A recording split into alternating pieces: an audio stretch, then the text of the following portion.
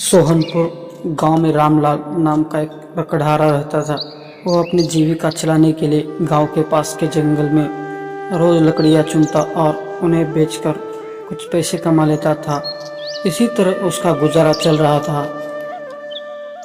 कुछ दिनों के बाद रामलाल की शादी हो गई। उसकी पत्नी बड़ी खर्चीली थी, इसलिए अब उतनी लकड़ियों को बेचकर घर चलाना मुश्किल हो गया था। ऊपर से रामलाल की पत्नी कभी नए कपड़े खरीदने के लिए तो कभी किसी दूसरी चीज़ों के लिए रामलाल से बार बार पैसे मांगती थी। अगर पैसे न मिले तो रूठ जाती थी। रामलाल अपनी पत्नी से बहुत प्यार करता था, इसलिए उसकी नाराज़गी वो बर्दाश्त नहीं कर पाता था। रामलाल ने ठान लिया कि वो अब ज़्यादा लकड़ियाँ इकट्ठा करके बेचेगा, ताकि उसकी पत्नी को रोज़ रोज़ पैसों की कमी ना हो। पत्नी की इच्छा पूरी करने के लिए आज रामलाल घने जंगल के ओर चल पड़ा। बहुत सारी लकड़ियां चुनकर बाजार में बेच दी। ज़्यादा लकड़ियों के ज़्यादा पैसे मिले तो खुश होकर रामलाल ने सारे पैसे अपनी पत्नी को दे दिए। अब रोज रामलाल ऐसे ही करने लगा। देखते ही देखते उसके मन में लालच इतना बढ़ गया कि उसने धीरे धीरे पेड़ काटना भी शुरू कर दिया। पेड़ काटने से और ज़्यादा लकड़ियाँ हो जाती थी और उसे अधिक दाम मिलने लगे।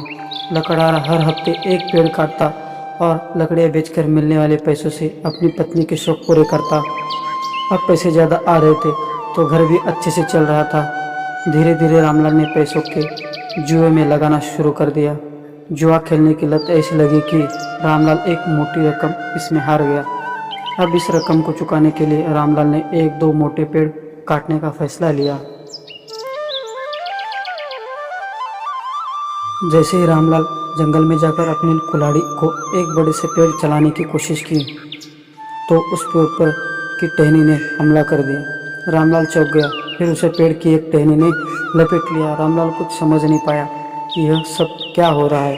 तभी पेड़ से आवाज़ आई, मूर्ख, तू अपने लालच के चक्कर में मुझे काट रहा था।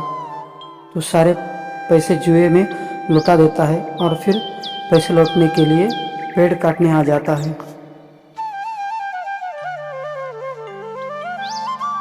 तुझे पता है कि पेड़ कितने कीमती होते हैं। हमारे अंदर भी जान बसती है और हम इंसानों को जीने के लिए हवा, धूप में छाया और भूख को शांत करने के लिए फल देती है। लेकिन तू अपने स्वार्थ के लिए हमें ही काट रहा है। पेड़ ने कहा, आज तो रुक, यही कुल्हाड़ी अब तेरे ऊपर चलाऊंगी। पेड़ की टहनी कुल्हाड़ी से रामलाल पर वार करने ही वाली थी कि वह गिड़गिड़ाने लगा। उसने माफ़ी मांगते हुए कहा, मुझसे गलती हुई, लेकिन मुझे सुधरने का एक मौका दो। अगर आप मुझे मार दोगे तो मेरी पत्नी का क्या होगा? वो अकेली पड़ जाएगी। आज से मैं किसी पेड़ को नहीं काटूंगा, यह प्रण लेता हूँ।